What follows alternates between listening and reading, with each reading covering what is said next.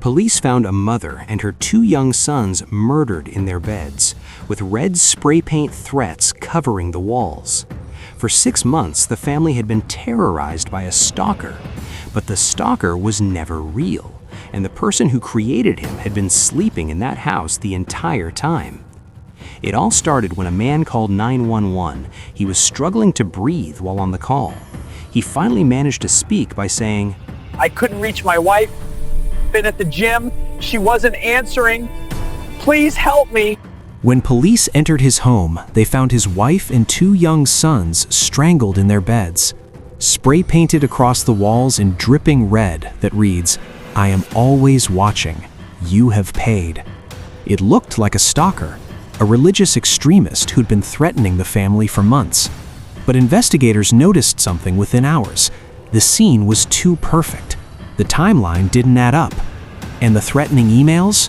They were all sent from the victim's husband's laptop. His name was Chris Coleman, head of security for televangelist Joyce Meyer. His job was protecting people.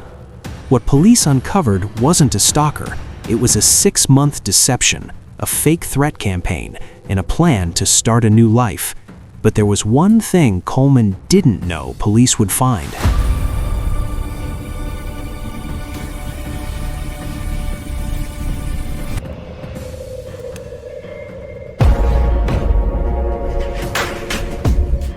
November 2008, Chris Coleman starts receiving threatening emails. These mails were vulgar and specific. They mention his boss, Joyce Meyer. They threaten his family. Coleman forwards them to police, acts terrified. Police install security cameras outside his house.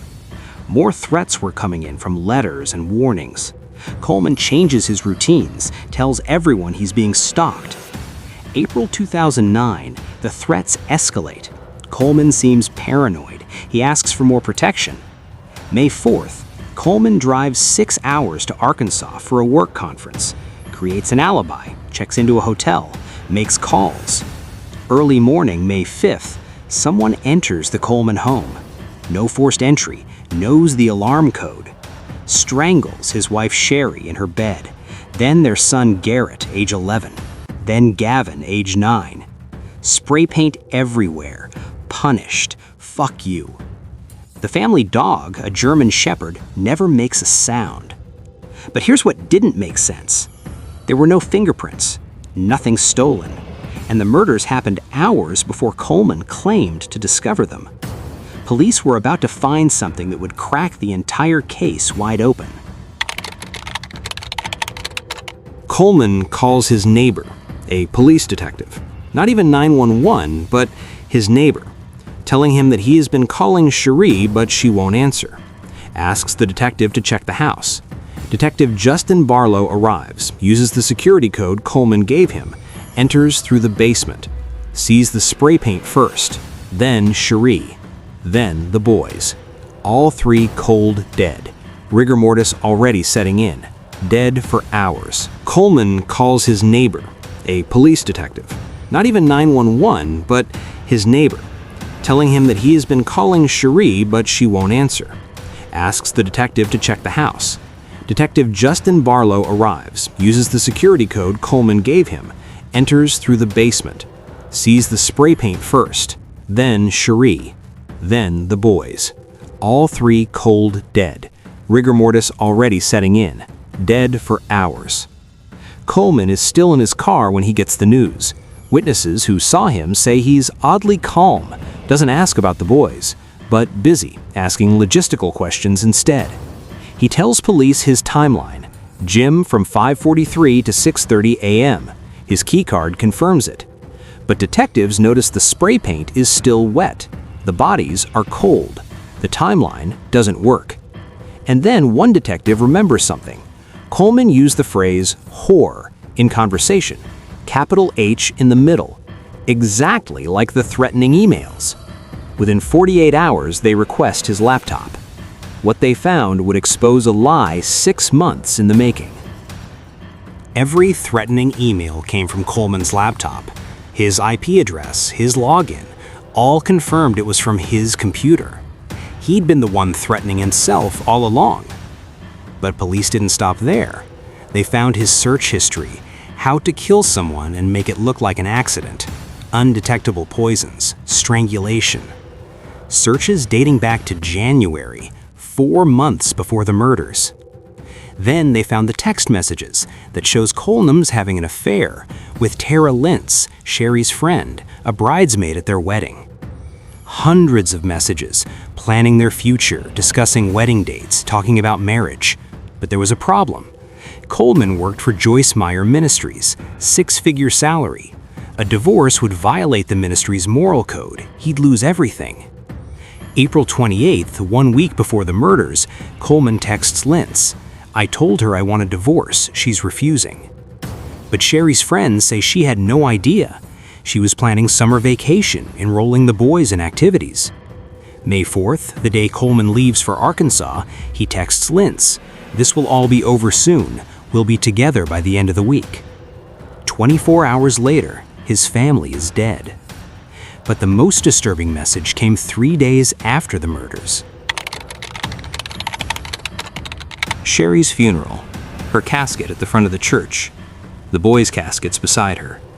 Chris Coleman sits in the front row. His phone buzzes. He pulls it out, types a message, sends it to Tara Lintz, his mistress. "I need you," while his wife's funeral is still happening. The police were building a case that went beyond text messages. They traced the red spray paint, uncommon brand, specific shade, found a receipt at a Lowe's in Waterloo, purchased May 3rd, 2 days before the murders. Signature, Chris Coleman. Then they reviewed the security footage, the cameras Coleman insisted on installing because of the threats. No one enters the house the night of May 4th. No stalker, no intruder. But Coleman's cell phone pings off towers near his home until midnight. He didn't drive straight to Arkansas. He circled back. The cameras didn't catch him because he knew where they were positioned. He'd helped install them. And the gym alibi?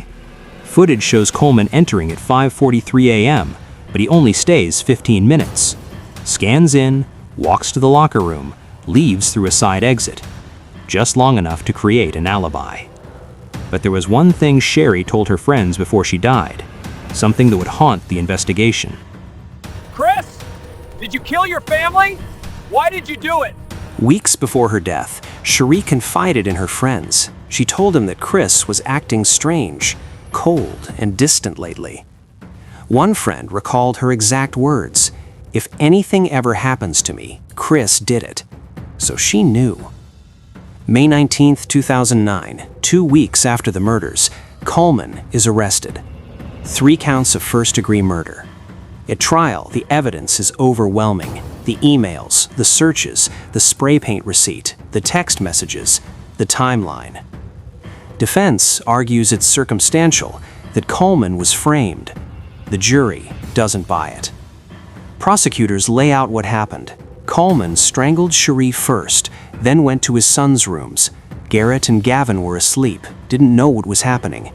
He wrapped a ligature around each neck, pulled until they stopped breathing. Then spray painted the walls, staged the scene, drove to the gym, called his neighbor. Methodical, calculated, cold. The jury deliberates 4 hours, guilty on all counts. But the sentencing wouldn't happen for 2 years, and when it did, Coleman would do something that shocked even the prosecutors. Exactly 2 years after the murders, Coleman is sentenced to 3 consecutive life sentences, no parole. Sherry's mother speaks, describes her daughter as kind, devoted, trusting, says Sherry loved Chris until the end, never saw it coming. Coleman is given a chance to speak. He declines, shows no emotion, no remorse. Tara Lintz testifies, claims she didn't know Coleman planned to kill his family, thought he was filing for divorce. Text messages suggest otherwise. Lintz is never charged, moves out of state after the trial. The Coleman home is sold, spray paint covered, rooms cleaned.